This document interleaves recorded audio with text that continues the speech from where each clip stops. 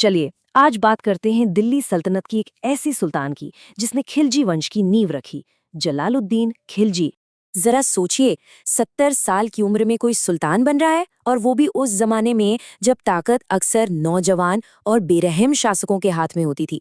ये अपनी आप में ही एक बहुत बड़ी बात थी। कहानी शुरू होती है उनके एक मामूली अफसर से सुल्तान बनने के सफर से, और यकीन मानिए ये कोई सीधी सादी कहानी नहीं थी। साल 1290 तो जैसे किसी फिल्म की कहानी हो। मलिक फिरोज, जो उनका असली नाम था, एक के बाद एक मुश्किलों से गुजरे, मौत के मुंह से वापस आए और देखते ही देखते कुछ ही महीनों के अंदर दिल्ली के तख्त पर जा बैठे। लेकिन सुल्तान बनना एक बात थी और सुल्तान के तौर पर स्वीकार किया जाना बिल्कुल दूसरी। दिल्ली के जो पुराने तुर्क सरदार थे वो उन्हें बिल्कुल पसंद नहीं करते थे। उन्हें लगता था कि ये तो बाहर का आदमी है और सिंहासन के लिए कुछ ज्यादा ही नरम दिल है। तो ये थी वो सल्तनत जो उन्हें मिली, पर वो जानते थे कि दिल्ली में उनके दुश्मन बैठे हैं। तो उन्होंने होशियारी दिखाते हुए झगड़ा मोल नहीं लिया। उन्होंने दिल्ली शहर में कदम ही नहीं रखा, बल्कि बाहर बने खिलोखरी के एक अधूरे महल से ही अपना राजकाज चलाया। उनका शासनकाल सिर्फ 6 साल का था। छोटा, लेकिन इतना सीधा भी नहीं था। इसमें कई उतार चढ़ाव और विरोधाभास थे। उनकी दरियादिली का एक किस्सा तो बहुत मशहूर है। मलिक छज्जू ने उनके खिलाफ बगावत कर दी। जब बागियों को पकड़कर जंजीरों में जकड़कर सुल्तान के सामने लाया गया तो सबने सोचा अब इनकी खैर नहीं, लेकिन हुआ उल्टा। सुल्तान ने उन्हें आज़ाद करवाया, नए कपड़े दिलवाए और उनके साथ बैठकर खाना खाया। पूरा दरबार तो बस हैरान देखता ही रह। और ये बात उनकी सोच को बिल्कुल साफ कर देती है। रणथंभौर का किला जीतना बहुत मुश्किल हो रहा था, तो उन्होंने घेरा उठाने का फैसला कर लिया। और वजह क्या बताई? कि वो ऐसे 10 किलों के लिए एक भी मुसलमान का खून नहीं बहा सकते। लेकिन जैसा मैंने कहा, कहानी इतनी सीधी नहीं है। इस रहमदिली के पीछे एक दूसरा, कहीं ज्यादा खौफनाक चेहरा भी छिपा था।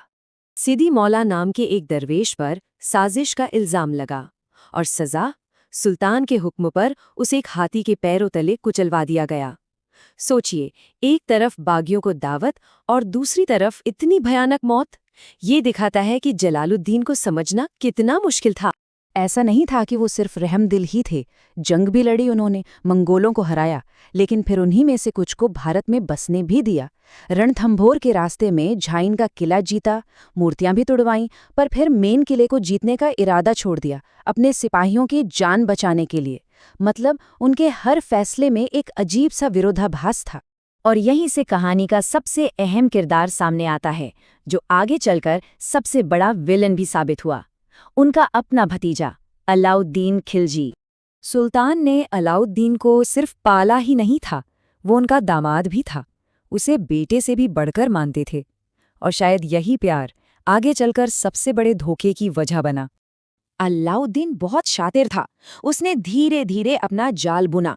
पहले भिलसा और देवगिरी को लूटा, खूब दौलत जमा की। फिर उस लूट का थोड़ा सा हिस्सा लाकर चाचा के कदमों में रख दिया, ताकि उनका भरोसा और पक्का हो जाए। और जो असल खजाना था उसे छिपा लिया, और फिर ऐसी अफवाहें फैलाईं कि सुल्तान को लगे कि भतीजा डर गया है और उसे मनाने के लिए आना ही पड़ेगा। और उस छिपाई हुई दौलत का उसने क्या किया? उसने चुपके से 8,000 घुड़सवारों की एक तगड़ी फौज खड़ी कर ली। तख्ता पलट की तैयारी शुरू हो चुकी थी। अब कहानी अपने सबसे दर्दनाक मोड़ पर पहुंचती है, गंगा के किनारे, जहां धोखा इंतजार कर रहा था। अलाउद्दीन की चाल कामयाब रही। सुल्तान को यकीन हो गया कि उनका प्यारा भतीजा शर्मिंदगी में शायद खुदकुशी कर लेगा, तो वो भोलेपन में उसे माफ करने के लिए खुद ही कड़ा की तरफ चल पड़े। और यही उनकी सबसे बड़ी भूल थी। वो अपनी मुख्य सेना को पीछे छोड़कर बस कुछ ही लोगों के साथ गंगा नदी के रास्ते आगे बढ़े। वो अपने भतीजे के इलाके में जा रहे थे और आने वाले खतरे से पूरी तरह से बेखबर थे। नदी के किनारे पहुंचकर अलाउद्दीन के लोगों ने उन्हें यकीन दिलाया कि वो अपने बचे खुचे सिपाहियों को भी पीछे छोड़ दें। यहाँ तक कि उनसे उनके हथियार भी उतरवा लिए गए। भरोसे ने सुल्तान को बिल्कुल निहत्था कर दिया था। और फिर वो हुआ जिसकी किसी ने कल्पना भी नहीं की थी। जैसे ही बूढ़े सुल्तान ने अपने भतीजे को गले लगाया, अलाउद्दीन ने इशारा कर दिया, और अगले ही पल एक तलवार के वार ने सुल्तान की जान ले ली। बस उसी पल अलाउद्दीन ने शाही छत्र अपने सर पर उठाया और खुद को सुल्तान घोषित कर दिया। और अपनी जीत का ऐलान कैसे किया? अपने उसी चाचा का सिर भाले पर रखकर पूरे इलाके में घुमाया, ये बताने के लिए कि अब दिल्ली का सुल्तान कौन है।